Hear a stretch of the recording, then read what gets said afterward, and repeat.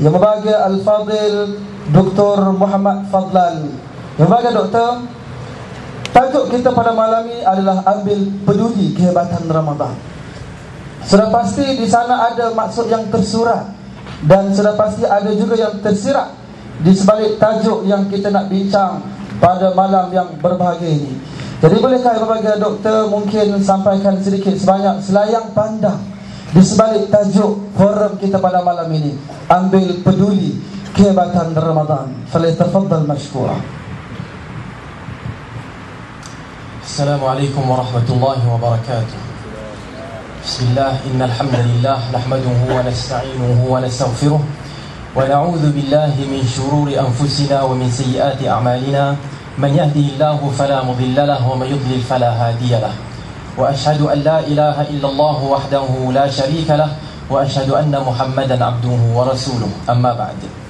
Terima kasih saya ucapkan kepada saudara pengurusi majlis yang saya hormati, juga dua rakan panel saya, datuk-datuk, datin-datin, tuan-tuan, puan-puan yang saya hormati sekalian. Soalan yang diberikan kepada saya berkenaan dengan apakah perkara yang tersurat dan tersirat di sebalik tajuk yang di tajuk forum kita, ambil peduli kehebatan Ramadan. Saya ingin menjawab dengan jawapan yang agak ringkas, iaitu pertama sekali, bila kita lihat tajuk yang diberikan, tajuk yang agak menarik, ambil peduli kehebatan Ramadan. Kita sebenarnya telah pun mengetahui pada tahun-tahun yang lepas bagaimana Ramadan itu merupakan satu bulan yang hebat. Okay? Dengan itu, bila Ramadan yang lepas telah pun berlalu sekitar 10 ataupun 11 bulan yang lepas, mungkin kita ada berlaku sedikit lalai ataupun sedikit terlupa dengan apa yang telah kita lakukan pada Ramadan lepas. Jadi itu adalah jawapan pertama yang saya ingin nyatakan di sini, iaitu berkenaan dengan mukmin. Orang yang beriman sebenarnya adalah orang yang sentiasa up to date ataupun ibnu yaumihi, orang yang sentiasa berada di hari yang dia hidup itu. Okey, dan kita sekarang ni berada sekitar 24 ataupun 25 Syaban. Okey, dan maknanya dalam sekitar 5 hari lagi kita akan masuk bulan Ramadan. Jadi sebagai seorang mukmin yang peka, yang sentiasa melihat kepada suasana sekeliling, masa yang ada. Okey, dan Allah Subhanahu Wa Taala juga mengatakan berfirman dengan bersumpah wal asri, dengan masa, demi masa. Jadi orang Islam sepatutnya sentiasa up to date, sentiasa memikirkan di manakah kita dan di waktu apakah kita sekarang ini. Jadi itu perkara pertama yang saya cuba fikirkan apabila soalan itu diberikan. Berdasarkan mungkin kepada suratul Taubah, dalam surah Taubah satu ayat iaitu 36, inna iddatash syuhuri 'indallahi 12 syahran fi kitabillah yauma khalaqas samawati wal ardh. Sesungguhnya bilangan bulan di sisi Allah Subhanahu Wa Taala adalah 12 bulan dalam kitab Allah pada hari Allah Subhanahu Wa Taala menciptakan langit-langit dan bumi. Okey, daripada ayat ini kita nak tengok apa isyarat yang ada. Antaranya ialah 12 bulan interaksi kita berbeza. Ada bulan di mana kita agak rehat, kita agak santai, dan ada bulan di mana kita perlu bersungguh-sungguh. Jadi itulah yang saya sebutkan tadi juga, saya ingin nyatakan sekali lagi, kita perlu up to date. Bahkan kita up to date. Orang mukmin perlu sentiasa berada pada peka dengan suasana dan juga waktu yang dilalui olehnya saban hari. Okey. Dan Allah Subhanahu Wa Taala nyatakan lagi seperti yang dibacakan oleh pengurusi tetap kita, Syahrul Ramadan alladzi unzila fihi al-Quran. Di antara 12 bulan itu, bulan Ramadan adalah bulan yang diturunkan padanya Al-Quran. Itu satu kehebatan. Seterusnya dinyatakan lagi, faman syahida minkum asy-syahra falyasum. Sesiapa yang menghadiri pada bulan itu, yang hadir pada bulan itu, hidup pada bulan itu, hendaklah dia berpuasa. Menunjukkan bagaimana Allah Azza wa Jalla meletakkan keistimewaan yang ada pada bulan ini. Jadi kita perlu sentiasa memikirkan apa yang perlu kita buat pada bulan-bulan yang Allah Subhanahu Wa Taala berikan kepada kita. Itu jawapan yang pertama. Jawapan yang kedua, orang Islam, kita semua umat Islam, orang yang beriman, perlulah sentiasa bersiap siaga. perlulah sentiasa bersiap siaga. Maksudnya kita perlu mempunyai persiapan untuk menghadapi hari-hari yang mendatang. Sama ada hari yang mendatang itu hari yang dekat ataupun hari yang jauh. Sama ada hari itu adalah hari di dunia ini ataupun di akhirat kelak. Dan di antara dalil yang boleh kita gunakan ialah antara lain wa'iddu lahum mastata'tum min quwwah, dan persiapkanlah untuk mereka apa yang kamu mampu daripada kekuatan, wa mir ribatil khail, dan juga daripada kenderaan-kenderaan kuda-kuda yang digunakan untuk peperangan. Kita hari yang mendatang adalah antara lain adalah berperang. Itu yang berlaku di zaman Islam. Okey. Jadi nak menghadapi peperangan jihad fi sabilillah perlu ada persiapan. Kita tak boleh bila esok perang terus kita buat apa? Terus kita nak perang tanpa nak pegang senjata pun tak tahu. Tak boleh begitu. Jadi Nabi SAW diminta ataupun diarahkan oleh Allah Subhanahu Wa Taala supaya membuat persiapan. Jadi itu dalam peperangan, itu dalam jihad yang merupakan wazirwatu sanamihi al-jihadu fi sabilillah. Bonggol yang paling tinggi ataupun kemuncak Islam adalah jihad di jalan Allah Subhanahu Wa Taala. Begitu jugalah dengan puasa. Okey, jadi kalau kita nak masuk bulan puasa, kita kena bersiap siaga. Bukan bersiap siaga tu di waktu malam kita jaga tengok bulan tu bila nak timbul, bila nak tenggelam, bukan yang tu. Tapi bersiap siaga dengan mempersiapkan diri kita dengan ilmu-ilmu yang perlu kita ada untuk menghadapi bulan ini. Okey. Dan yang ketiga ialah orang Islam sentiasa perlu melaksanakan at-tanasuh ataupun bahasa mudahnya an-nasihah. Nasihat saya tak perlu terjemahkan kerana telah pun dimelayukan. Okey, nasihat, kita perlu melakukan nasihat. Jadi ini adalah salah satu unsur, salah satu cara untuk memberi nasihat kepada diri kita sendiri dan juga kepada masyarakat. Dan ini termasuk dalam bab at-ta'awun 'alal birri wat taqwa, di mana Allah Azza wa Jalla mengatakan wa ta'awanu 'alal birri wat taqwa, dan membantulah kamu semua dalam melakukan kebajikan dan juga ketakwaan. Itu yang perlu kita lakukan. Bila ada penganjuran begini, kita perlu membalas dengan menghadiri. Dan bila kita telah pun menghadiri, dapatkan ilmu, kita perlu menyampaikannya kepada orang yang tidak hadir. Okay, sama ada isteri kita, suami kita, pasangan kita. Dan juga kita boleh tulis dalam sekarang ni era IT sekarang ni ada Facebook, ada Twitter dan sebagainya. Jadi mungkin sambil-sambil kita dengar apa yang dinyatakan oleh panel-panel kita, kita boleh nyatakan, selitkan, masukkan dalam Twitter, masukkan dalam Facebook. Itu termasuk dalam at-ta'awun. Dan itulah yang saya boleh fikirkan berkenaan dengan soalan itu, yang tersirat, yang tersurat berkenaan dengan tajuk forum. Wallahu ta'ala a'lam. Sebut kenapa maknanya kita perlu untuk ambil peduli dengan kehebatan Ramadan ini. Apatah lagi baginda Rasul sallallahu alaihi wasallam, seperti mana yang kita tahu dalam satu hadis yang telah diriwayatkan oleh Abi Hurairah radhiyallahu anhu, kata dia, kana Rasulullah sallallahu alaihi wasallam yubashshirun nas ataupun yubashshiru ashabahu. Disebutkan bagaimana baginda Nabi sallallahu alaihi wasallam memberikan khabar gembira dengan kedatangan bulan Ramadan al-Mubarak. Hadirin dan hadirat yang dirahmati Allah Subhanahu wa taala sekalian, kita dah dengar tadi tentang apakah yang tersurat, yang tersirat di sebalik apa yang kita nak bincang pada malam ini, iaitu ambil peduli kehebatan Ramadan. Jadi saya nak bersama dengan panel kita yang kedua pada malam ini, iaitu Al-Fadhil Ustaz Idris bin Sulaiman. Yang bagi Ustaz, kita dah tahu tentang apakah dia makna yang tersurat dan tersirat. Jadi mengapakah sebenarnya kita sendiri sebagai umat Islam perlu untuk mengambil peduli dengan kehebatan bulan Ramadan al-Mubarak? Assalamualaikum warahmatullahi wabarakatuh. Innal hamdalillah nahmaduhu wa nasta'inuhu wa nastaghfiruh wa na'udzu billahi min shururi anfusina wa min sayyiati a'malina, may yahdihillahu fala mudilla lahu wa may yudlil fala hadiya lahu.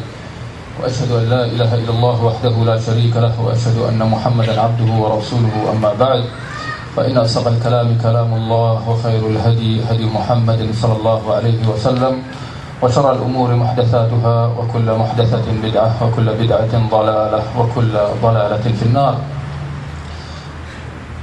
Terima kasih Tuan Pengerusi atas soalan yang diajukan. Tetapi sebelum saya menjawab, saya ingin merakamkan ribuan terima kasih, jazakumullahu khair, kepada pihak penganjur atas kesudian menjemput saya pada malam ini. Saya kira ini adalah pertama kali saya datang di bandar yang bertuah ini, dan saya cukup merasa gembira untuk dapat hadir di majlis ilmu seperti ini. Ini kerana hadirin hadirat muslimin muslimat yang dirahmati Allah sekalian, saya mengira bahawa sesuatu majlis ilmu seperti pada malam ini pasti ada faedahnya. Ini kerana ilmu yang kita dengar itu dia tidak akan lari daripada 3 keadaan.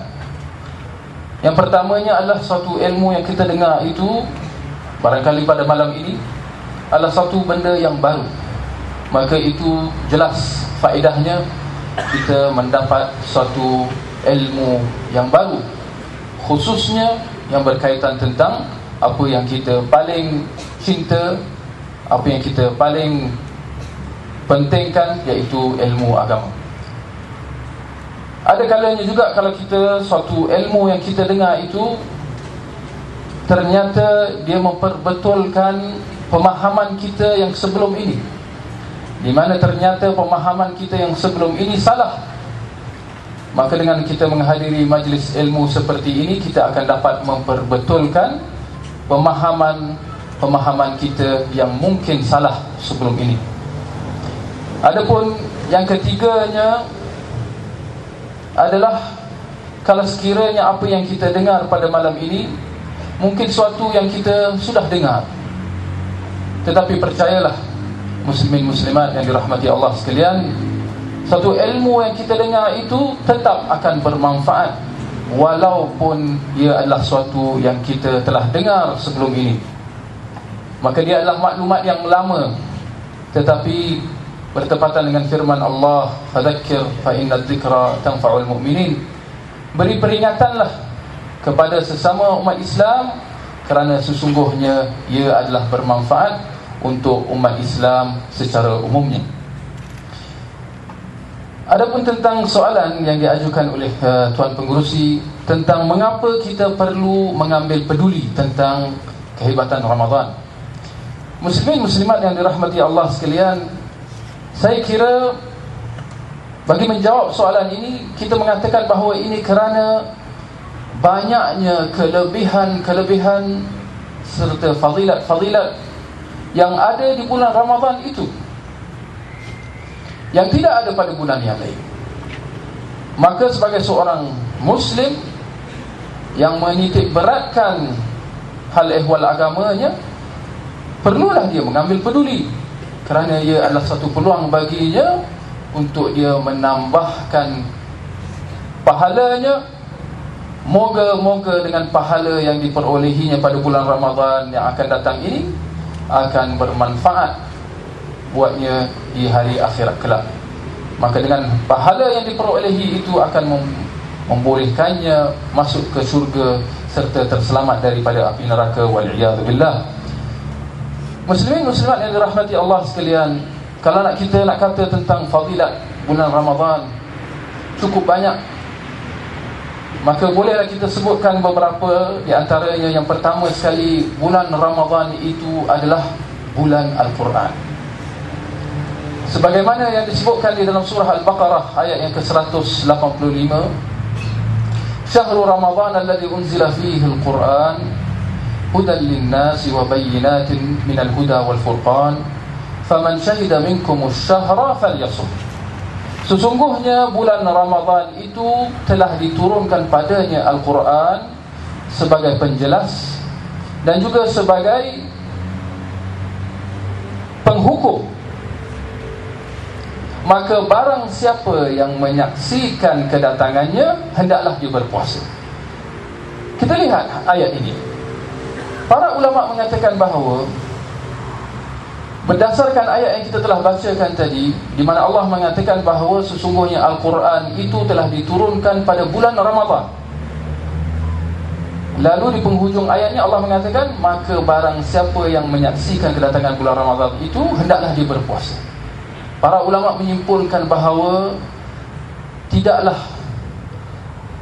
disyariatkan berpuasa pada bulan Ramadan, melainkan kerana sempena turunnya Al-Quran pada bulan Ramadan itu. Maka dapat kita katakan adalah sangat dianjurkan untuk kita di bulan Ramadan nanti untuk kita memperbanyakkan bacaan Al-Quran. Ini kerana dengan bacaan Al-Quran kita di bulan Al-Quran, pahala kita insya-Allah akan berlipat-lipat kali gandanya berbanding dengan bulan-bulan yang lain. Hal ini juga bertepatan dengan sunnah Nabi SAW, di mana baginda bertadarus membaca Al-Quran bersama dengan Jibril alaihi salam pada bulan Ramadan. Maka dapat kita katakan itu fadilat yang pertama, bahawa bulan Ramadan itu adalah bulan Al-Quran. Kelebihan yang ada apabila kita baca Al-Quran pada bulan Ramadan. Yang keduanya adalah dibuka pintu syurga serta ditutup pintu neraka manakala syaitan diikat. Sebagaimana di dalam hadis yang diriwayatkan oleh Bukhari dan Muslim, "Idza jaa Ramadan futihat abwabul jannah wa ghulqat abwabun niran wa suffilatis syayatin." Tatkala datangnya bulan Ramadan, akan ditutup pintu-pintu, akan dibuka pintu-pintu syurga dan akan ditutup pintu-pintu neraka manakala syaitan-syaitan akan diikat. Ini juga menunjukkan kelebihan bulan Ramadan itu, di mana para ulama mengatakan bahawa berdasarkan hadis yang kita bacakan itu, kejahatan pada bulan Ramadan berkurangan, mengenangkan umat Islam secara umumnya berlumba-lumba untuk mengerjakan ibadah. Dan alhamdulillah, hal ini memang kita dapat saksikan di kalangan masyarakat kita juga, alhamdulillah, di mana apabila datang bulan Ramadan, mereka berpusu-pusu datang ke masjid untuk mengerjakan solat malam, sesudah mereka mengerjakan puasa pada siangnya. Maka perlulah kita pastikan bahawa kita adalah di antara mereka yang mengambil peluang kelebihan bulan Ramadan itu untuk kita menambahkan amal ibadah kita. Boleh kita tambah satu lagi, iaitu fadilat bulan Ramadan itu adalah dihapuskan dosa yang lepas. Juga sebagaimana dalam hadis yang diriwayatkan oleh Bukhari dan Muslim, "Man shama Ramadan imanan wa ihtisaba ghufira lahu ma taqaddama min dhanbihi." Barang siapa yang berpuasa pada bulan Ramadan kerana iman dan mengharapkan pahala, akan diampunkan atau akan dihapuskan dosa-dosanya yang lepas. Maka dengan kita berpuasa pada bulan Ramadan, antara banyak kelebihan yang kita akan dapat, akan dihapuskan dosa-dosa kita yang lepas. Cuma muslim-muslimat yang dirahmati Allah sekalian, perlu kita ambil perhatian. Bukan sekadar puasa, tetapi Rasulullah mensyaratkan dengan secara iman dan mengharapkan pahala. Iman boleh kita kata apa yang dimaksudkan oleh baginda adalah dengan kita beriman kepada Allah, beriman dengan kewajiban puasa itu. Kita berpuasa kerana mengenangkan kewajipannya, bukan kerana terikut-ikut, bukan kerana malu kalau tak puasa, bukan kerana nak riak dan sebagainya, tetapi kerana kita beriman dengan kewajipannya. Dan yang kedua adalah kita mengharapkan pahala daripada Allah Subhanahu Wa Taala. Moga dengan pahala kita itu, dengan puasa kita itu, akan dihapuskan dosa-dosa kita yang lepas. Boleh kita tambah satu lagi, di antara kelebihan dan fadilat bulan Ramadan itu adalah dibebaskan daripada api neraka dan doa dimakbulkan. Sebagaimana dalam sebuah hadis yang sahih yang diriwayatkan oleh Imam Ahmad, sabda baginda sallallahu alaihi wasallam, "Inna lillahi fi kulli yawmin wa laylatin utaqa'un minan nar fi syahri Ramadan.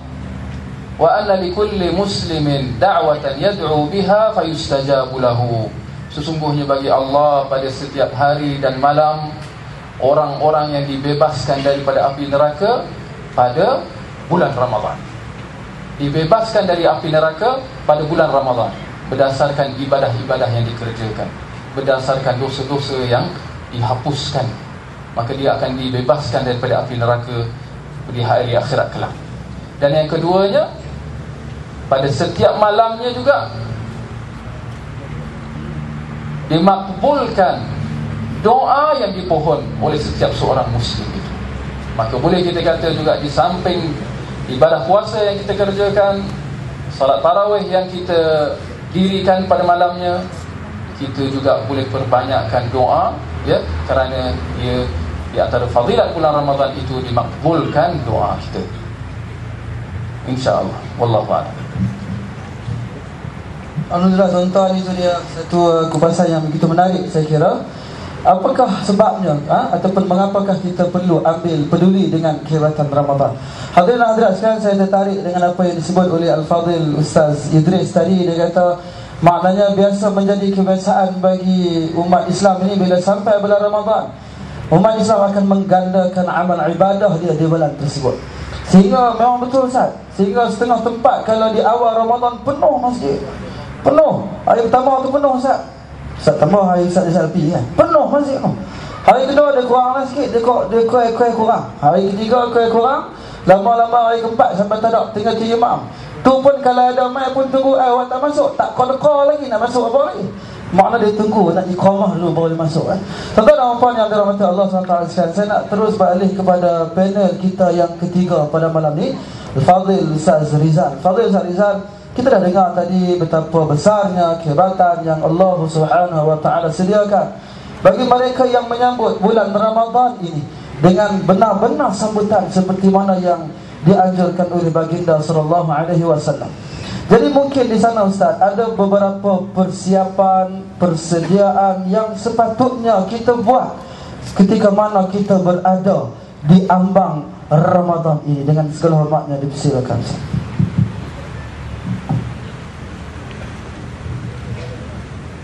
Assalamualaikum warahmatullahi wabarakatuh. Bismillah walhamdulillah wassalatu wassalamu ala rasulillah wa ba'd. Terima kasih kepada Al-Fadhil Ustaz Nazim selaku pengurusi, juga kedua-dua orang tokoh besar dalam dakwah ini, di panel yang berbahagia Al-Fadhil Ustaz Abdul Malik selaku Ketua Eksekutif Majlis Agama Islam, yang berbahagia Datuk Seri Dr. Syahidan Qasim selaku pengurusi Yayasan Pok dan Kasim, juga tak dilupakan Al-Fadhil Ayahanda Datuk Abu Bakar selaku pengurusi Baitul Mal Negeri Perlis, tuan-tuan dan puan-puan, alim ulama, ustaz-ustaz dan seterusnya, muslimin dan muslimat yang hadir pada malam ini.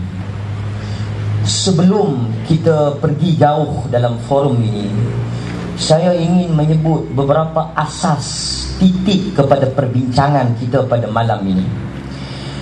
Kita sedang bercakap tentang kehebatan Ramadan yang tidak dinafikan oleh mana-mana pihak yang beriman kepada Al-Quran dan Sunnah.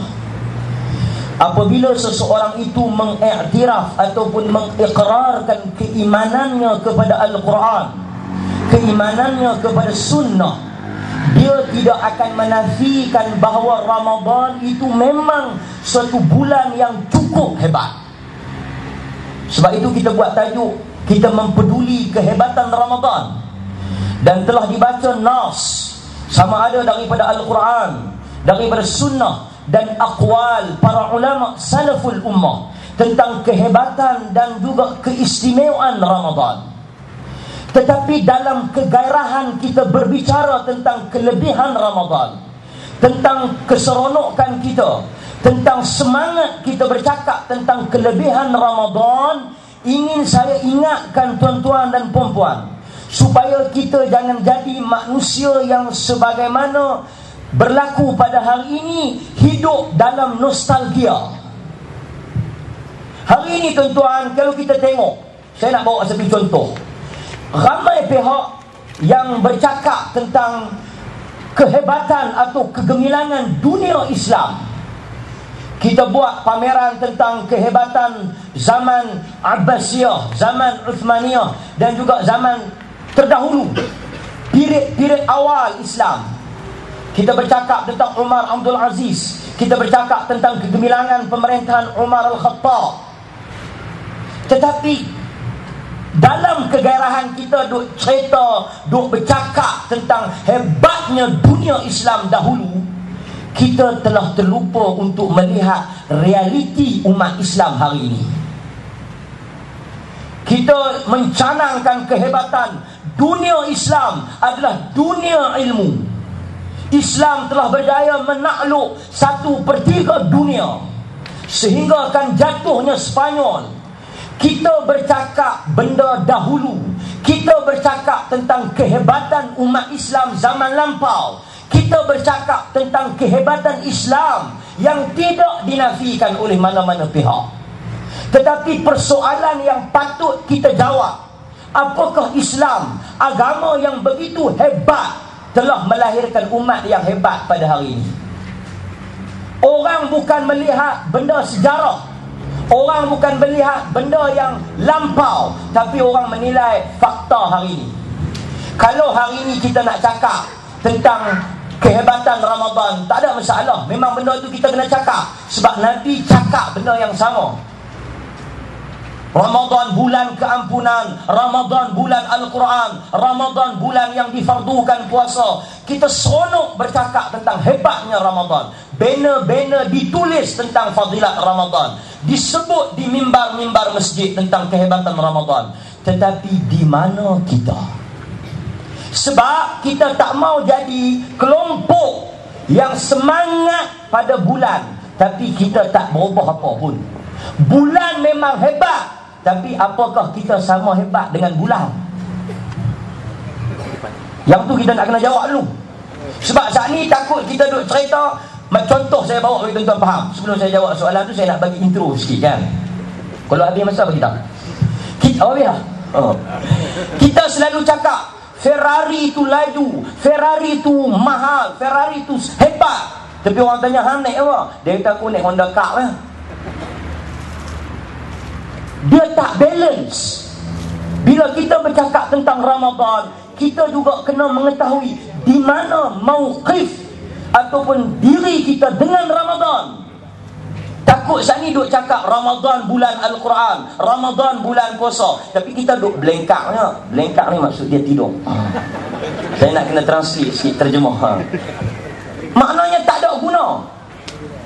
Tak ada guna bulan yang begitu hebat kalau kita tak boleh melakukan satu tajdid, transformasi kepada diri kita untuk sama hebat dengan bulan itu. Sebab itu tadi di awal saya bawa tentang kegemilangan Islam. Islam memang hebat, agama yang telah berjaya mengubah tamadun dunia, agama yang telah berjaya mengubah Umar, agama yang telah berjaya mengubah Khalid, agama yang telah berjaya mengubah Ikrimah. Tapi apabila orang lihat umat Islam hari ini, umat yang paling miskin, umat hari ini, kita kena bercakap hari ini.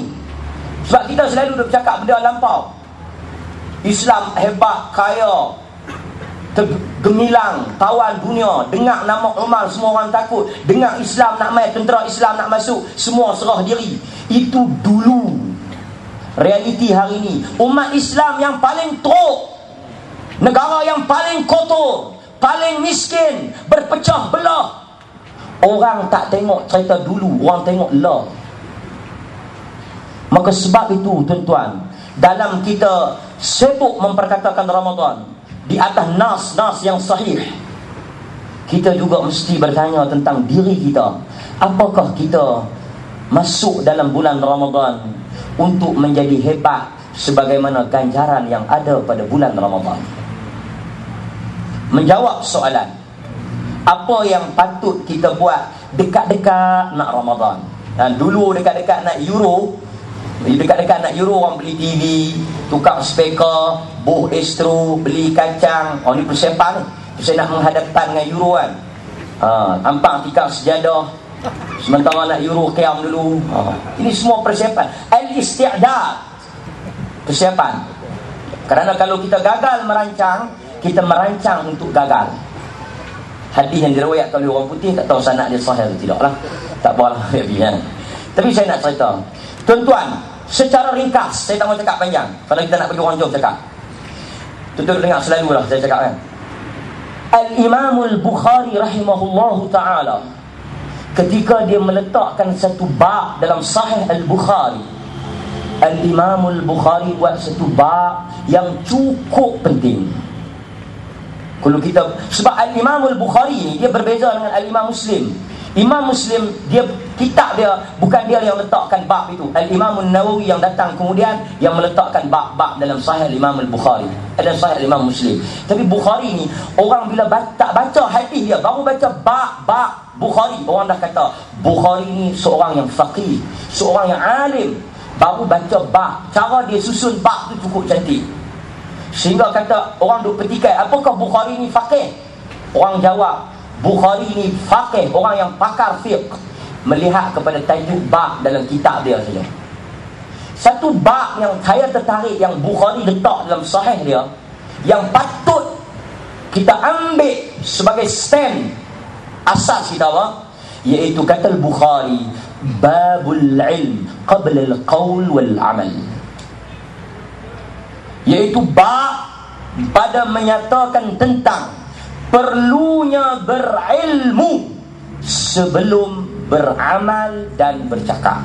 Qabla al-qawl, sebelum nak kata, sebelum nak cakap, sebelum nak melontarkan pandangan, sebelum nak beramal, sebelum nak beribadah, al-ilm, ilmu. Sebab kita tak nak jadi kelompok taklidul a'ma, blind imitation. Pasal apa puasa? Pasal kampung aku puasa, takkan aku nak makan. Kedai pun tak ada. Kalau ada kedai tak tahu, belum tentu. Jadi orang yang macam ni, bila dia masuk Ramadan, dia keluar Ramadan, dia tak ada perubahan. Sebab itu Al-Imam Al-Bukhari bila letak bab tu, dia bawa dalil-dalil yang nak menyokong bab dia. Iaitu dia membawa firman Allah, fa'lam. Ni orang paling mungkin korang baca sikit lah. Fa'lam annahu la ilaha illallah wastaghfir li zambik. Iaitu dia kata, ayat ini telah menjadi dalil, hujjah bahawa Allah memerintahkan umat Islam sebelum melakukan amalan dan sebelum mengeluarkan kata-kata untuk menuntut ilmu. Sebab itu kita anjur program macam ni. Dia lepas Ramadan buat tak seronok lah. Dia kena buat sebelum Ramadan. Macam orang kita Lailatul Qadar, tolong beritahu lampu merah lampu ni. Lailatul Qadar dia duduk sibuk. Dia kata semalam Lailatul Qadar pokok tunduk. Dia kata semalam Lailatul Qadar hujan turun. Hang buat apa? Aku lena. Mana tak guna Lailatul Qadar pun. Orang kita ni dia duk kalut teka bila Lailatul Qadar, tapi dia sendiri lena. Jadi tak penting lah benda tu kan. Sebab itu tuan-tuan, kata Al-Imam Al-Bukhari, cuba kita baca ayat tu. Apa kata Allah? Fa'lam. Dia suruh kita ketahuilah, tahu, ada ilmu. Kemudian wastaghfir, minta ampun. Maknanya sebelum nak cakap, sebelum nak buat, kena ada ilmu. Sebab itu kata ulama salaf, tidak sah sesuatu amalan tanpa niat, dan tidak sah niat tanpa amal. Nawaitu saumaradin, esok kena roti canai setinggal. Kata ulama salaf, tuan-tuan perhati elok, la yasihul amal illa bin niyah, wa la yasihun niyah illa bil amal. Tidak sah niat saja tapi tak buat. Macam orang kita, dia niat, awak tak semayang, dia niat lah. Tapi makan dia tak niat, dia bantai lah. Bak makan orang tak niat, bak semayang orang niat. Tidak sah niat melainkan kena beramal, dan tidak sah amal melainkan kena ada niat. Innamal a'mal bin niat, dalam hadis diriwayatkan oleh Imam Al-Bukhari daripada Umar Al-Khattab. Tetapi ulama salaf tidak menutup perkataan itu hanya setakat itu. Kata mereka, tidak sah niat tanpa amal, tidak sah amal tanpa niat, tidak sah niat dan amal tanpa mengikut sunnah. Ini satu benda yang cukup sah. Banyak lagi dalil-dalil yang ada dalam Al-Quran dan Sunnah tentang kepentingan kita berilmu. Sebab itu tuan-tuan, kesemua yang disebut oleh Al-Fadhil Dr. Fadlan, Al-Fadhil Akhil Habib, Ustaz Idris berkaitan dengan kelebihan Ramadan itu tidak akan bermakna dan bermanfaat kepada kita sekiranya tidak ada ilmu. Kalau kita ada kereta besar, Harrier ke, Mercedes ke, tapi tak boleh bawa kereta, manfaat nak naik motor? Kereta 10 biji besar-besar di rumah, tapi pergi masjid kayu geret, awak tak naik kereta, dia tetap boleh bawa kereta. Kereta tu tak berguna untuk dia lah. Macam itulah juga kita tuan-tuan, nak masuk Ramadan, kita nak berhadapan dengan Ramadan, ada ilmu supaya nanti kita jadi manusia yang faham kenapa Tuhan suruh kita puasa.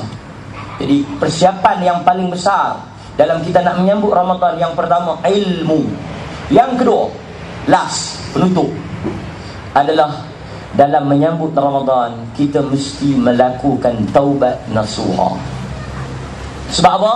Kerana Nabi SAW menyebut daripada satu Ramadan kepada Ramadan yang akan datang akan menghapuskan dosa selama mana diikat qaid dengan dia tidak dia tidak terlibat dengan dosa yang besar.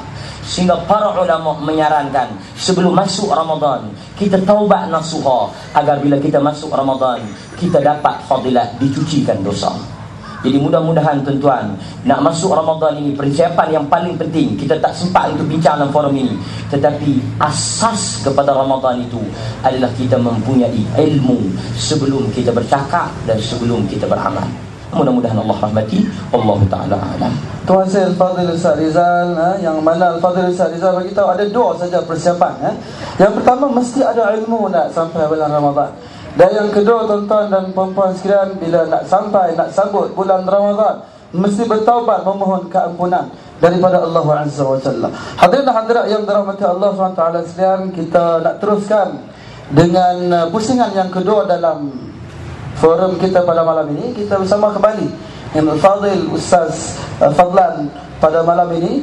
Bagi Ustaz, kalau tadi Al-Fadhil Ustaz Rizal dia ada sebut dengan dua persiapan yang sangat besar yang penting sebelum nak sambut bulan Ramadan Al-Mubarak, maka Ustaz, apakah pula amalan yang perlu kita buat, yang perlu kita buru apabila kita berada di dalam bulan Ramadan Al-Mubarak? Bismillah, alhamdulillah, wassalatu wassalamu ala rasulillah, amma ba'd. Apakah yang perlu kita buat sepanjang bulan Ramadan? Okey. Sebentar tadi saya kira apa yang kita bincangkan adalah bagaimana kita nak menyambut bulan Ramadan. Kita perlu ada ilmu, kita perlu beramal.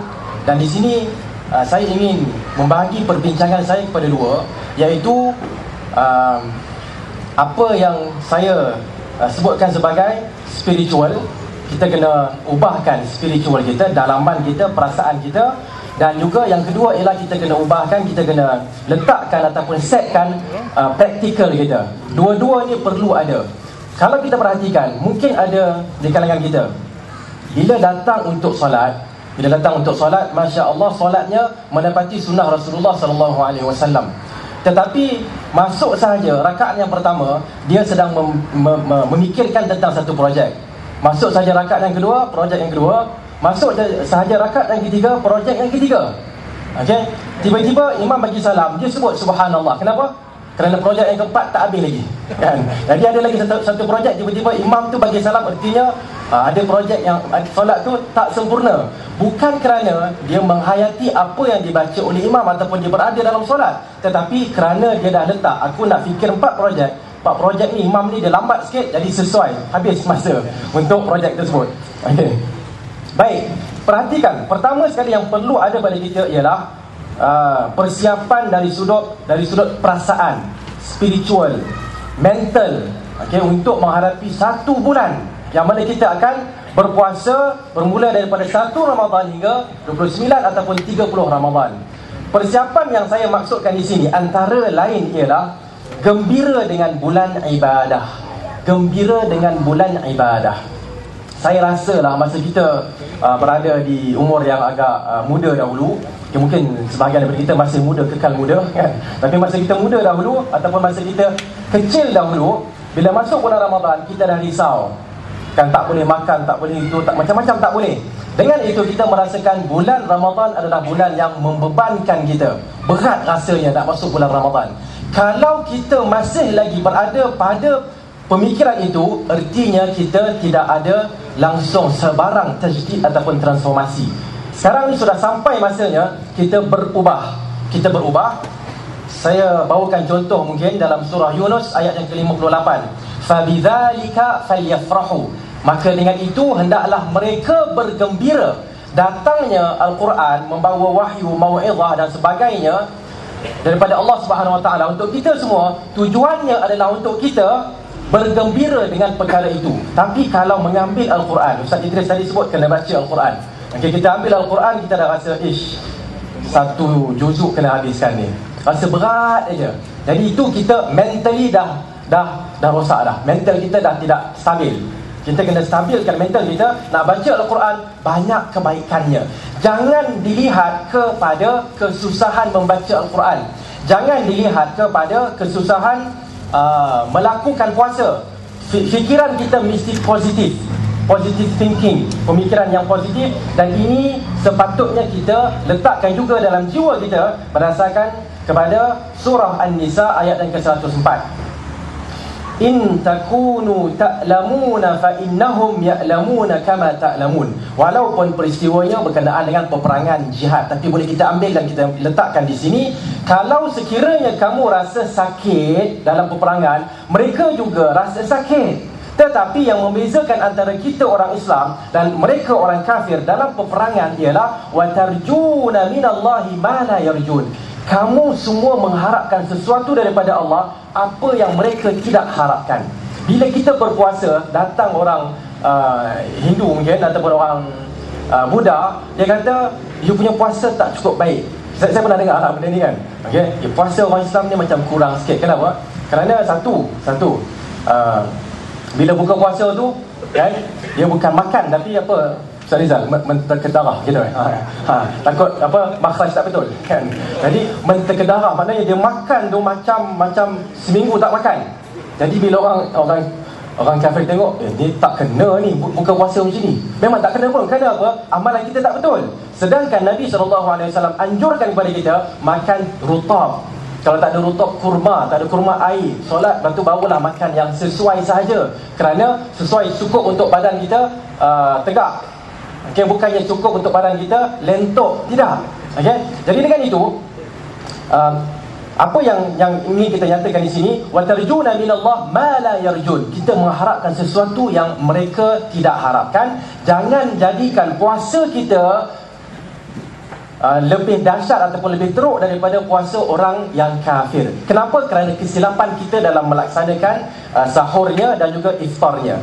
Seterusnya dari sudut perasaan spiritual dan mental tadi ialah khusyuk dalam melakukan solat.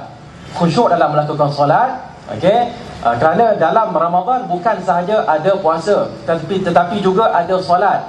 Tetapi persoalan yang timbul sekarang ini, bagaimanakah kita nak merasakan khusyuk tersebut? Adakah dengan mencari imam-imam yang bacaannya hebat seperti Sudais, seperti Al-Ghamidi dan sebagainya? Kalau mereka ada, dia tarik, kita pun menangis. Bila dia mendata, kita pun tunggu bila dia nak tarik ni kan? Bila tak tarik macam tak ada feeling, tak ada rasa. Tapi bila tarik menangis, Masya Allah, sedap suara dia.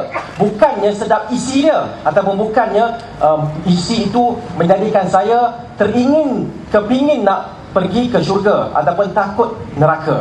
Okey, jadi itu satu perkara yang penting kerana Allah Subhanahu Wa Taala menyatakan wasta'inu bis-sabri was-salah, sabar dalam berpuasa. Okey, puasa menguji kesabaran dan juga solat. Jadi dua ayat ini sebenarnya berkait rapat dengan Ramadan yang datang ini, kerana man shama Ramadan, man qama Ramadan, siapa puasa pada bulan Ramadan dan siapa bangun pada bulan Ramadan akan diampunkan dosanya yang terdahulu. Okey, jadi solat, pastikan solat kita, cuba dalam masa 5 hari ini, cuba bila dengar sahaja ataupun bila kita sebut sahaja Allahu Akbar sampailah Assalamualaikum warahmatullahi, kita tahu satu persatu apa yang kita tuturkan. Bermula daripada Allahu Akbar, maksudnya apa? Auzubillahi minasyaitan, doa iftitah, kemudian Fatihah. Setiap satu kita tahu apa yang kita baca. Okey? Sami Allahu liman hamidah. Kita sedang bercakap dengan siapa? Itu adalah dari sudut perasaan, spiritual dan mental. Seterusnya ialah dari sudut praktikal. Dari sudut praktikal, banyak yang telah pun dinyatakan oleh Ustaz Al-Fadhil, Ustaz Idris kita. Cuma saya nak rumuskan sahaja. Okay, pertama ialah niat. Mesti ada niat. Okay, dan niat telah pun dihuraikan oleh Ustaz Mat Rizal. Puasa, okay, kena laksanakan puasa. Al-Quran, ini saya nak berhenti sekejap. Al-Quran bukan sahaja untuk kita baca Arabnya, tetapi untuk kita mengetahui dan memahami, menjiwai, menghayatinya. Dan sebahagian tokoh Indonesia mengatakan membumikan Al-Quran. Hamka kalau tak salah saya, dia kata membumikan Al-Quran. Al-Quran jangan diletakkan tempat yang tinggi-tinggi, tidak masuk ke dalam jiwa kita. Tetapi kita bacakan Al-Quran, bila sampai ke tempat-tempat tertentu, kita faham ini adalah berkenaan dengan akidah yang perlu saya pegang. Contohnya laqad kafara alladhina qalu innallaha thalithu thalathah. Telah kufur mereka yang mengatakan Allah itu adalah salah satu daripada tiga, Trinity dalam Christianity ataupun dalam Kristian, dalam Nasrani. Okay? Siapa yang baca ayat ni, dia faham, dia tak perlu risau datangnya mubaligh Kristian untuk mengkristiankan dia. Dia tak perlu risau. Kenapa dia tak perlu risau? Kerana dia tahu bila orang tu cakap, actually God is one out of three, ataupun 3 in 1, senang sebut kan, 3 dalam 1. Salah satu daripadanya adalah Tuhan. Kita kata tidak, saya dah baca dalam Al-Quran, kitab yang terkini daripada Allah. Telah kufur mereka yang mengatakan Allah adalah salah satu daripada 3. Tapi kalau kita baca ayat tersebut, kita tak faham. Yang kita faham ialah wahid, itsnain, salasah kan. So kita faham laqad kafara alladhina qalu innallaha thalithu salasah. Salasah nombor 3. Kita teringat wahid, itsnain, salasah. Ada dah nombor ni. Nak menguatkan vocab kita. Semata-mata Quran tu nak apa yang saya dah hafal, salasah dah hafal. Lagi apa lagi? Baca lagi, dapat pula satu kata lain yang telah baru saja kita hafal daripada kelas bahasa Arab. Kalau itulah kita punya kefahaman terhadap Al-Quran, kita risau ada di kalangan kita bila datangnya mubaligh Kristian, yang pandai berbicara, cuba untuk nak suntik kita dengan suntikan-suntikan virus yang ada, kita tak sedar dan akhirnya kita ikut dia. Dan itu yang kita dapati dalam sejarah Malaysia pun. Ada orang yang khatam Al-Quran 3, 4, 5 kali, ayahnya juga imam. Tetapi bila datangnya mubaligh Kristian ataupun mubaligh Hindu, dia boleh ikut Hindu, dia boleh ikut Kristian. Bukan kita nak membicarakan tentang kebebasan beragama, tidak. Tapi saya nak membicarakan khusus berkenaan dengan orang Islam. Tidak perlu risau kalau mereka telah pun memahami Al-Quran Al-Karim. Yang keempat ialah Qiyam Ramadan, dan terbaiknya tanpa khilaf, yang terbaik adalah mengikut cara Rasulullah SAW 11 rakaat. Dan Lailatul Qadar ini satu tips untuk dapat Lailatul Qadar ialah yang disebutkan oleh Abdullah bin Mas'ud radhiyallahu anhu arda. Dia kata man qama as-sanata kullaha asaba Lailatul Qadar. Maksud dia begitu, siapa yang bangun tiap-tiap malam, dia tak pernah risau, dia memang dapat Lailatul Qadar. Tapi kalau dia baru nak bertatih-tatih kan, nak berlatih bangun malam, memang tak tentu lagi. Pasal satu malam dia boleh bangun penuh, malam esok tak bangun langsung, esoknya sejam, esoknya tak bangun pula. Jadi dia mungkin tak dapat Lailatul Qadar. Jadi itu adalah satu tips yang senang yang kita boleh buat tiap-tiap malam bangun. Ini untuk saya sendiri sebelum tuan-tuan dan puan-puan. Dan seterusnya ialah husnul khuluq, akhlak yang mulia. Biasanya kalau kita puasa, kita senang untuk nak diprovokasi. Ada provokasi sikit, kita marah. Kalau ada orang potong sikit, mentang-mentang kita kata apa tadi, Ferrari kan, kita pun tekan minyak, lawan dia balik. Titi dan sebagainya. Titi tu kata titi lah, kata apa, Audi. Jadi kita pantang orang nak potong kita. Kadang-kadang kancil pun pantang juga dipotong. Jadi dia akan kejar balik semula kan.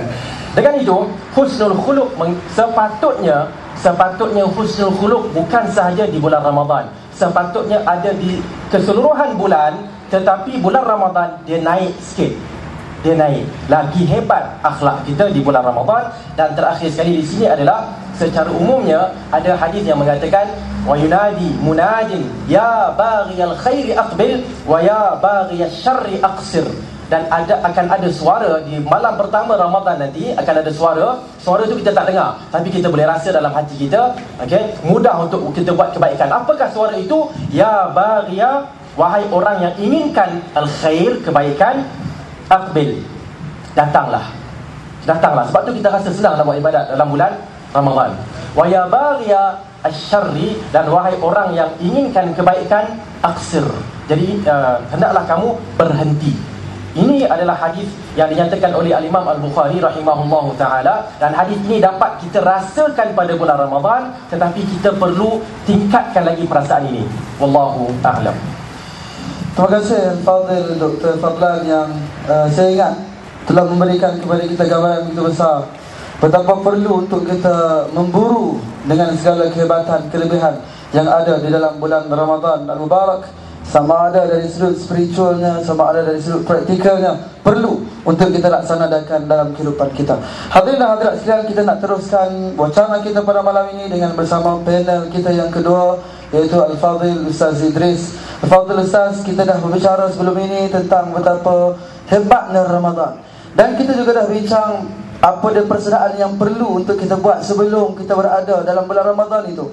Dan kita juga bincang pada malam ini apakah yang perlu untuk kita buat ketika mana kita berada dalam bulan Ramadan. Jadi Al-Fadhil Ustaz, mungkin apakah dia kesannya apabila kita mungkin telah bersiap sedia menghadapi bulan Ramadan ini? Apakah dia kesannya untuk kita yang mungkin kita boleh ambil daripada perbincangan kita ini bila kita tahu tentang kehebatan Ramadan? Apakah kesannya terhadap seseorang manusia itu? Dengan segala hormat dipersilakan. Terima kasih Tuan Pengerusi atas soalan. Apakah kesan yang kita harapkan dengan kita mengambil peduli tentang kehebatan bulan Ramadan? Apa yang dapat kita katakan adalah kita mengharapkan dengan bulan Ramadan itu kita akan tergolong di kalangan mereka yang saleh lagi bertakwa. Inilah kesan yang kita harapkan pada diri kita di bulan Ramadan, supaya tergolong dalam orang yang saleh dan juga orang-orang yang bertakwa. Sebagaimana dalam firman Allah di dalam surah Al-Baqarah ayat yang ke-183, Allah berfirman, Ya ayyuhalladzina amanu kutiba alaikumus siyamu kama kutiba alal ladzina min qablikum la'allakum tattaqun. Wahai orang-orang yang beriman, telah diwajibkan ke atas kamu puasa sebagaimana telah diwajibkan ke atas umat-umat yang terdahulu, la'allakum tattaqun, semoga kamu bertakwa.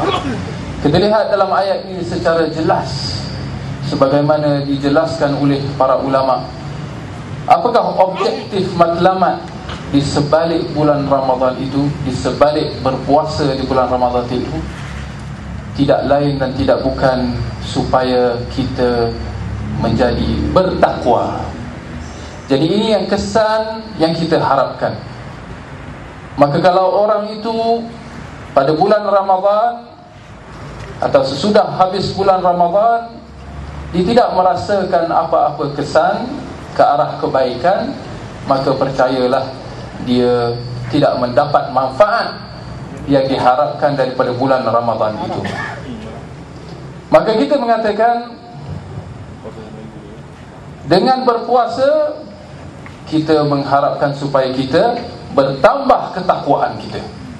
Barangkali ada yang ingin tahu apa yang dimaksudkan dengan takwa itu. Kita banyak kali dengar takwa. Takwa apa dia? Takwa, kita katakan ini asalnya bahasa Arab tetapi juga dimelayukan. Takwa daripada segi bahasa Arabnya dia bermaksud menghindari apa yang memudaratkan. Itu daripada bahasa.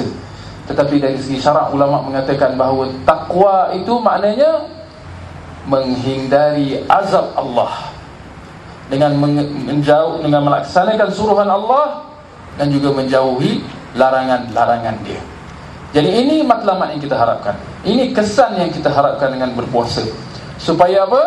Kalau kita dah habis bulan Ramadan nanti, adanya perubahan ke arah kebaikan, dengan mana kita tergolong di kalangan mereka yang melaksanakan suruhan Allah serta menjauhi larangan-larangannya. Ada para ulama mengatakan bahawa takwa itu bermakna menjauhi segala dosa, tak kira dosa besar secara khususnya ataupun dosa-dosa kecil secara umumnya.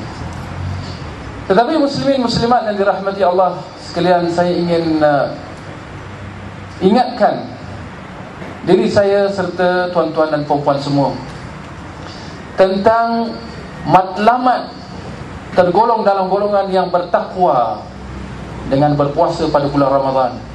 Bagaimana kita mencapai matlamat ini? Apa yang kita nak katakan di sini adalah untuk kita mencapai matlamat ini dengan berpuasa serta ibadah-ibadah yang lain, kita mengerjakan solat tarawih, kita mengerjakan tadarus, kita mengerjakan banyakkan zikir, banyakkan doa, kita berbanyakkan sedekah, kita banyakkan amalan-amalan kebaikan kita membantu orang-orang yang susah, khususnya pada bulan yang baik ini. Kita nak kata, hendaklah kita memastikan bahawa ibadah-ibadah yang kita kerjakan itu, khususnya puasa itu, sejajar dengan tuntutan syarak. Kalau kita dapat menepati tuntutan syarak, baru ia dinamakan puasa. Kalau kita dapat menepati tuntutan syarak di dalam kita mengerjakan ibadah, baru insya-Allah kita akan dapat mencapai matlamat ketakwaan tadi itu. Dan para ulama menegaskan lagi seperti mana yang telah dijelaskan oleh Al-Fadhil Ustaz Rizal, bagaimana untuk kita nak menepati sunnah Nabi sallallahu alaihi wasallam, puasa, khususnya puasa Ramadan itu, ataupun ibadah-ibadah yang lain, ibadah salat tarawih, tadarus dan sebagainya, para ulama mengatakan perlunya ada dua syarat di dalam ibadah yang kita kerjakan dalam bulan Ramadan secara khususnya ataupun di bulan-bulan yang lain. Perlu menepati dua syarat. Yang pertamanya adalah ikhlas kerana Allah Subhanahu wa taala. Perlunya ikhlas di dalam segala ibadah kita. Jangan sekali-kali kita berpuasa misalnya kerana kita nak riak, kerana niat-niat yang lain, bukan kerana Allah. Jangan. Yang keduanya adalah ittiba'. Ini juga tidak kurang pentingnya kita tekankan di dalam ibadah yang kita nak kerjakan, iaitu hendaklah dia menepati sunnah Nabi SAW. Bagaimana Rasulullah berpuasa, begitulah kita berpuasa. Bagaimana Rasulullah mengerjakan tadarus misalnya, ataupun bagaimana Rasulullah mengerjakan salat tarawih, bagaimana Rasulullah mengerjakan doa, zikir dan sebagainya, kita kata hendaklah kita menepati cara Nabi SAW. Ini kerana tuan-tuan dan puan-puan, hari ini cukup penting, kerana sekiranya kita tidak menepati dua syarat ini, iaitu ikhlas dan mencontohi Nabi SAW, apa akan jadi? Ibadah yang kita kerjakan itu tidak akan diterima oleh Allah SWT. Ini sebagaimana di dalam hadis yang diriwayatkan oleh Bukhari dan Muslim, sabda Nabi SAW, "Man 'amila 'amalan laisa 'alaihi amruna fahuwa rad." Barang siapa yang mengerjakan satu amalan, satu ibadah, tak kira apa, yang tidak menepati cara kami, maka dia adalah tertolak. Ini yang kita nak tekankan. Betapa pentingnya, seperti mana yang disebutkan oleh Al-Fadhil Ustaz Rizal juga tadi, pentingnya ilmu. Kerana hanya dengan ilmu kita akan dapat mengenal pasti cara ibadah yang dikerjakan oleh Nabi SAW. Untuk kita menepati syarat yang kedua tadi, ittiba'. Bagaimana kita nak mencontohi Rasulullah? Tidak lain dan tidak bukan dengan ilmu, dengan ketika mengenali ilmu sunnah Nabi SAW. Makanya saya ingat muslimin muslimat yang dirahmati Allah, di samping kita menjauhi perkara-perkara yang membatalkan puasa, jangan kita lupa kita juga perlu menjauhi beberapa perkara yang telah disebutkan oleh Nabi SAW. Antaranya yang pertama adalah menjauhi kata-kata dan perbuatan dusta pada bulan Ramadan secara khususnya. Kerana sabda Nabi SAW sebagaimana dalam sebuah hadis yang diriwayatkan oleh Imam Bukhari, "Man lam yada' qaul az-zur wal 'amalu bihi falaysa lillahi hajatan an yada'a ta'amahu wa syarabah." Barang siapa yang tidak meninggalkan kata-kata dan perbuatan-perbuatan dusta, maka tidak perlu baginya untuk meninggalkan makan minumnya, kerana sia-sia. Kalau bulan Ramadan juga dia berdusta, perbuatan juga dusta, sia-sia puasa dia. Itu satu, kata-kata dan perbuatan dusta. Dan yang keduanya yang saya kira cukup juga, tak kurang pentingnya, hendaklah dijauhi daripada perkara-perkara lagha dan juga perbuatan-perbuatan keji. Ini juga seperti mana hadis Nabi SAW yang hadis sahih yang diriwayatkan oleh Ibnu Khuzaimah, di mana sabda Nabi SAW, "Laisa as-siyam min at-ta'ami wasyarab, innama as-siyamu min al-laghwi war-rafath." Sesungguhnya puasa itu bukan dengan meninggalkan makanan dan minuman, tetapi puasa itu dengan meninggalkan perkara-perkara lagha. Apa artinya lagha? Benda-benda yang sia-sia, benda-benda dosa memang ditinggalkan, tetapi dalam bulan Ramadan secara khasnya juga perlu ditinggalkan perkara-perkara yang sia-sia. Dan yang keduanya ar-rafath. Apa itu ar-rafath? Perbuatan-perbuatan keji. Maka saya ingat, ini kita kena ambil perhatian lah. Dalam bulan Ramadan, elakkan daripada perbuatan-perbuatan yang tidak ada manfaat. Itu pun kalau terselamat daripada dosa. Elakkan daripada perbuatan-perbuatan lagha, berbual-bual kosong, berjalan sini sana tanpa ada faedah, ya, membaca ataupun menonton ini dan itu, menggunakan internet untuk itu dan ini, menggunakan muka buku, menggunakan Twitter. Kalau sekiranya tidak ada manfaat, elakkan, kerana itu semua akan merosakkan puasa kita, kalau tidak sekiranya membatalkannya sama sekali. Ini yang kita kena ambil perhatian. Ini kerana sebagaimana dalam sebuah hadis yang sahih diriwayatkan oleh Ibnu Hibban, sabda Nabi SAW, ini kena kita perhatikan, "Rubba sa'imin hadduhu min siyamihi al-jaw'i wal-'atash." Barangkali seorang yang berpuasa itu akhirnya apa yang diperolehinya hanya lapar dan dahaga semata-mata. Ini betul-betul rugi. Puasa dia berpuasa 1 bulan, tapi akhirnya dia hanya sekadar mendapat lapar dan dahaga. Artinya maknanya tak dapat dosa, tak dapat pahala. Ini jelas orang yang rugi, ya, di dalam bulan Ramadan. Wallahu a'lam. Terima kasih Fadil Ustaz. Dan jelas kepada kita tuan-tuan, apabila kita ambil peduli dengan kehebatan Ramadan itu sendiri, maka insya-Allah kita sendiri akan mendapat kelebihan, kehebatan yang ada di dalam bulan Ramadan. Saya tarik bila Ustaz sebut, bila seorang yang puasa ni tidaklah ditolak ataupun ditinggalkan perkataan-perkataan keji, perkataan-perkataan yang mungkin tidak memberikan kebaikan, sia-sia. Sebab ada juga orang Ustaz, bila main bulan puasa ni dia suka sembang, ataupun dia suka main teka-teki, sembang dalam banyak binatang apa paling kedekut. Kawan kata, oh, kuda paling kedekut. Ustaz Rizal dia tahu lah sebab apa jawapan dia kuda. Al-Fadhil Ustaz, kita nak teruskan kepada panel yang ketiga kita pada malam ini, iaitu bersama dengan Al-Fadhil Ustaz Rizal. Al-Fadhil Ustaz, kita dah bincang tadi tentang kehebatan Ramadan, dah bincang amal yang penting dalam bulan Ramadan, amal penting sebelum Ramadan, dan juga kita dah bincang apa kesan apabila kita menghayati ataupun ambil peduli dengan kehebatan Ramadan. Jadi saya nak teruskan Ustaz, mungkin sebagai satu pandangan yang terakhir pada malam ini Ustaz, apakah nasihat yang boleh Ustaz sampaikan kepada hadirin dan hadirat pada malam ini, supaya kalau boleh kehebatan yang ada dalam bulan Ramadan itu, yang kita dapat dalam bulan Ramadan itu, kesungguhan beribadah kita dalam bulan Ramadan itu, ketaatan kita yang sungguh-sungguh kepada Allah SWT, dapat kita teruskan bukan hanya dalam bulan Ramadan, tapi juga dalam bulan-bulan yang berikutnya dengan segala hormatnya. Dan mungkin boleh tutupkan terus dengan kesimpulan daripada Al-Fadhil Ustaz. Lebih kurang 10 minit boleh ikut Ustaz, no? Silakan Ustaz. Bismillah, alhamdulillah, wassalatu wassalamu ala rasulillah wa ba'd. Jadi saya telah diberi masa yang agak terhad 10 minit, tapi dia suruh buat kesimpulan. Kesimpulan 10 minit.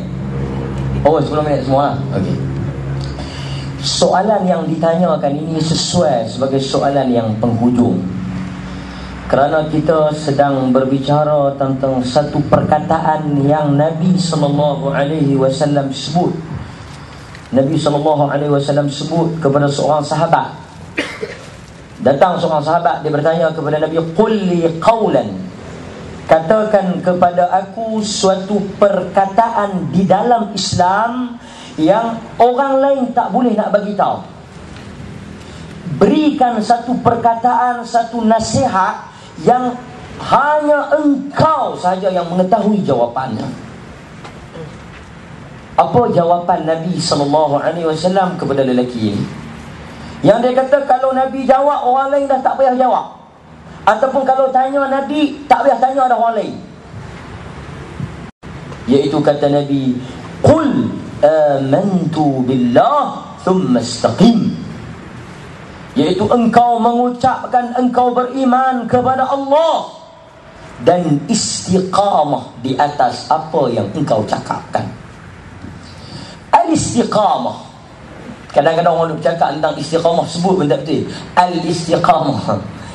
Al-istiqamah, istiqamah ini satu benda yang berat tapi senang nak cakap.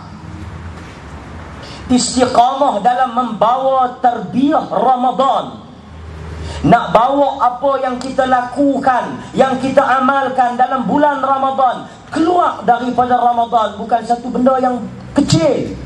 Sekali kita akan sebut 2-3 sebab yang disebut oleh Nabi kenapa manusia tak boleh untuk kekalkan apa yang dia buat. Istiqamah saya dah sebut, tapi kita nak sebut dulu tentang istiqamah. Tuan-tuan, Nabi SAW dia pernah menyebut satu perkataan yang menimbulkan pertanyaan, iaitu kata Nabi, syayyabani Hud wa akhawatuha. Aku telah menjadi beruban, rambutku bertukar putih kerana surah Hud dan saudara-saudaranya. Para ulama apabila mereka bincang kenapa Nabi menyebut baginda beruban kerana Hud, bukan kerana Al-Baqarah. Walhal Al-Baqarah yang paling panjang adalah Al-Quran. Kerana di dalam surah Hud terdapat ayat Al-Quran yang menuntut Nabi dan para sahabat seumur hidup mereka untuk kekal mempertahankan Islam, iaitu firman Allah, fastaqim kama umirta. Ayat ini kata para ulama telah menyebabkan Nabi beruban sepanjang hidup baginda, iaitu apabila Allah menyebut di dalam Al-Quran, fastaqim, hendaklah engkau istiqamah di atas apa yang kami perintahkan. Istiqamah. Sebab apa manusia tak boleh istiqamah? Pasal apa? Pasang surut, turun naik. Pertama, kerana sifat iman itu, kata ahli sunnah, yazid wa yanqus. Al-imanu yazidu bil-ta'ah wa yanqusu bil-ma'siyah. Itu sifat yang pertama. Kerana iman itu dia ada turun, dia ada naik. Macam tuan-tuan duduk dalam majlis ni, iman naik. Bila keluar majlis ni, mungkin iman turun balik. Duduk dalam masjid, istighfar. Keluar masjid, mencabut atau mengumpat. Dan bila dalam masjid orang kata, ish, nanti dulu keluar masjid sekali.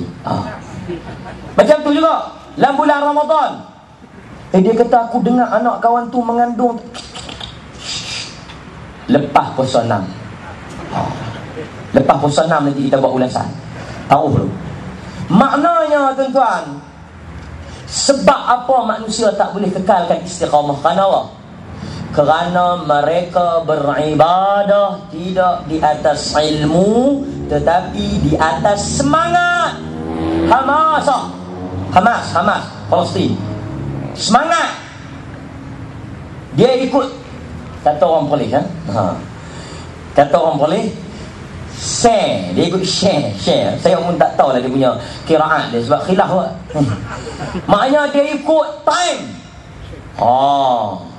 Sebab itu Nabi kata, likulli amalin syirrah wa likulli syirrah fatrah, faman kanat fatratuhu ila sunnah faqad ihtadaw, wa man kanat fatratuhu ila ghairi zalik faqad halak, atau kama qala Nabi SAW. Sesungguhnya kata Nabi, setiap amalan itu ada semangat syirrah, dia ada waktu nak naik semangat tu. Awal pertama kan macam beranak daripada perut mak, walaupun palsu, tapi semangat bila. Hadis ni tuan-tuan, ada satu orang tanya saya, dia kata hadis fadilat tarawih ni macam mana ustaz? Sebab saya kata ada ustaz kata ada. Saya kata ustaz yang kata ada tu dia kena semayang 2 rakaat, dia bertaubat lah. Sebab apa? Sebab orang ulama ni bila dia nak cari hadis, pertama dia cari dalam kitab sahih tu, Bukhari, Muslim. Ni semua hadis totally 100% ijma' ahli sunnah, tak boleh tolak, sahih. Kalau tak ada dalam Bukhari, Muslim, mungkin ada dalam kitab-kitab yang mengumpulkan semua hadis. Tirmizi, Ibnu Majah ada dhaif, ada ada sahihnya, ada palsunya. Kalau tak ada juga, kita pergi tengok satu lagi jenis kitab. Kalau yang menghimpunkan yang sahih pun tak ada, mungkin ada yang menghimpunkan sahih dan tak sahih, dhaif dan sebagainya, pun tak ada juga hadis ni. Hadis yang satu malam, malam pertama, malam kedua, malam ketiga. Kita sangka baik lagi lah, kok ada lah satu kitab yang menghimpunkan semua hadis palsu. Sebagaimana Al-Mawdu'at, karangan Ibnul Jauzi. Dia kerja dia himpun hadis palsu. Bukan suruh beramal, nak suruh habaq kata tak boleh. Dalam hadis palsu pun tak jumpa hadis ni. Makna duduk dalam kitab mana ni? Senak perut kita cari. Sebab itu tuan-tuan, kita nak semangat ni kita kena jaga sikit. Sebab semangat ni dia akan ada masa futur, masa turun. Sebab apa semangat kita ni turun naik? Dia ada sangkut paut dengan niat. Kalau niat betul, semangat insya-Allah konsisten. Tengok sahabat Nabi. Kita apa-apa pun tengok sahabat. As-sabiqun al-awwalun, generasi yang Quran iktiraf, khairun nas. Tengok semangat dia. Perang Badar menang, semangat. Perang Uhud kalah, semangat. Tapi kita menang kelih muka, kalah tak tahu pergi mana. Jangan duk fikir belah mana Ramadan. Duk atas bagi, dah jatuh sengak, tak tahu pergi mana. Di semangat ni kadang-kadang bahaya kalau niat tak betul ni. Kalau sahabat Nabi berjuang niat untuk pangkat dan kuasa, ghanimah, Badar dia pun semangat, mai Uhud tuang. Pasal dia dekat nak kalah kita belah. Macam orang pergi tengok bola, mula dia tengok boleh nak menang, dia pakai baju biru. Elok-elok nak kali, dia bawa satu lagi baju spare, baju hok lawan tu. Yang ni orang yang cukup tak boleh konsisten lah. Dia kata, hang sokong mana? Aku sokong belah nak menang. Ini betul. Tapi kalau orang itu niat dia betul, semangat dia juga akan konsisten. Atas pun dia memberi, bawah pun dia memberi. Ramadan pun dia salat, Muharram pun dia salat. Kerana dia berniat untuk menyembah Tuhan, bukan berniat untuk menyembah Ramadan. Itu semangat ni penting. Tapi semangat mesti diikat dengan ilmu. Dan kita mesti memperbetulkan niat kita. Pasal apa kita beribadat dalam bulan Ramadan? Itu kena ada, poin tu kena penting.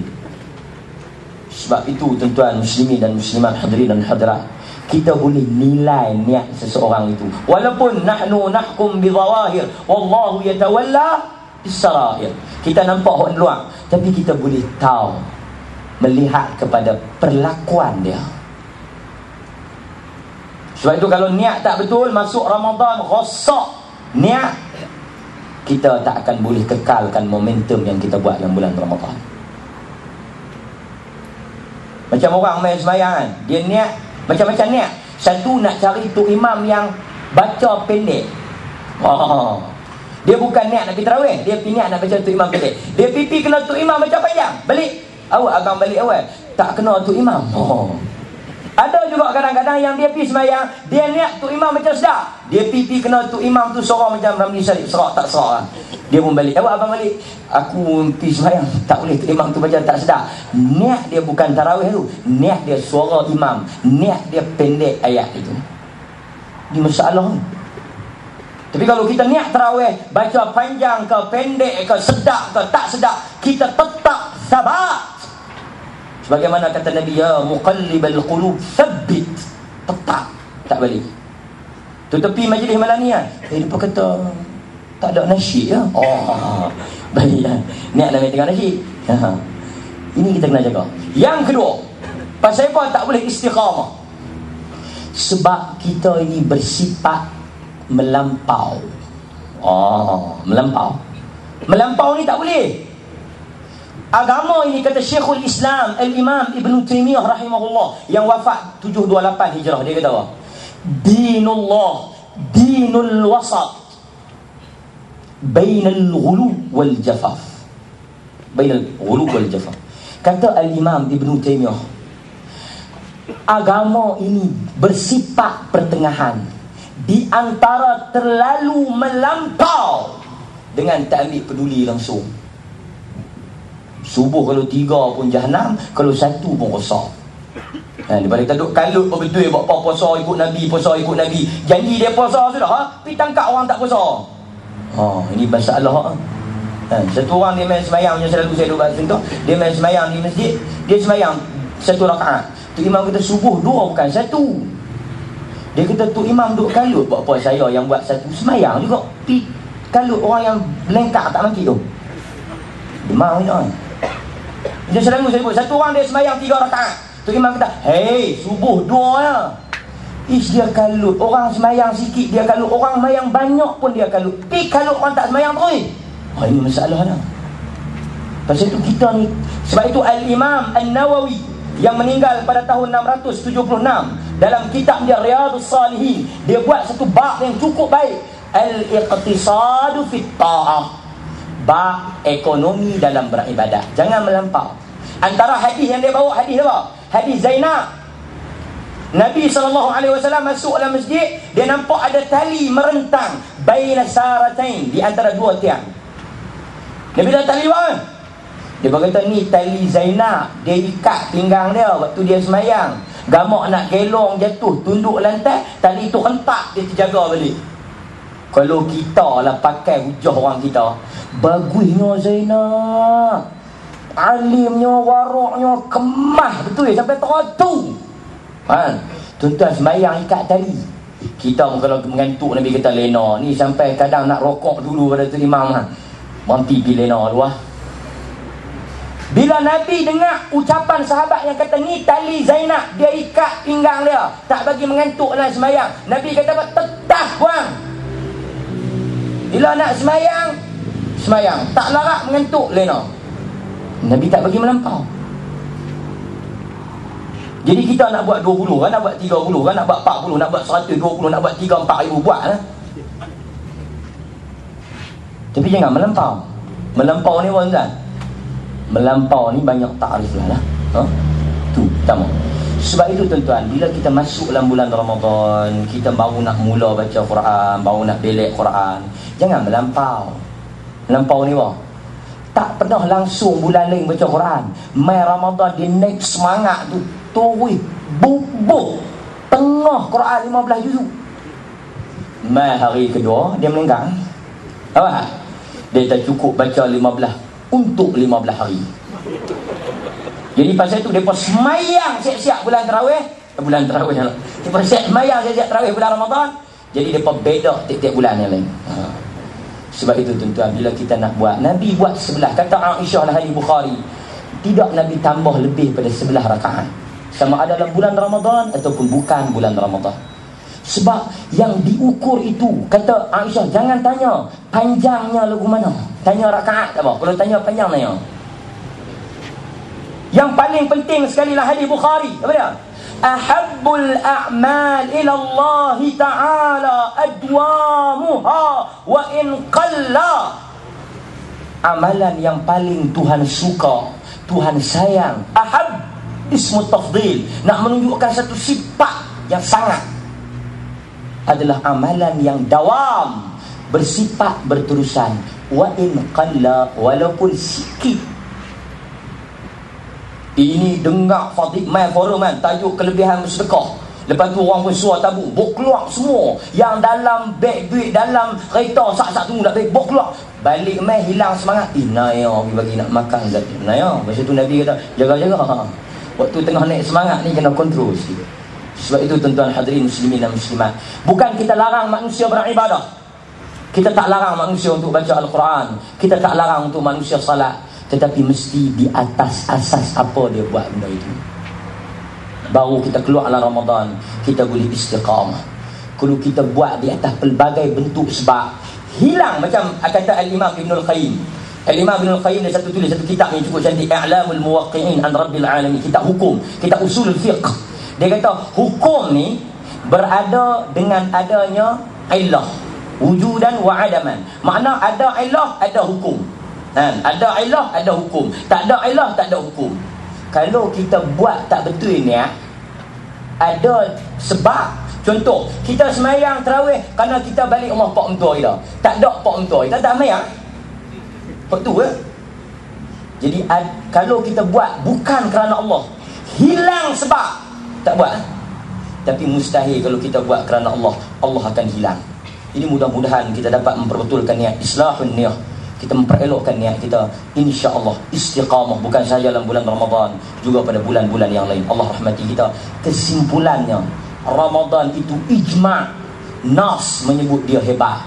Tetapi persoalannya, apakah kita boleh menggapai kehebatan itu dengan apa yang ada pada diri kita? Tak gunalah satu tempat yang hebat, satu tempat yang cantik, satu tempat yang menyediakan segala-galanya, tapi kita tak boleh memanfaatkan apa yang ada. Macam kita bawa buah apple pergi dekat orang kencing manis, tak ada guna kan? Kita bawa makanan pergi kat orang sakit. Orang sakit dia tengok makanan, dia boleh tengok tapi dia tak boleh makan.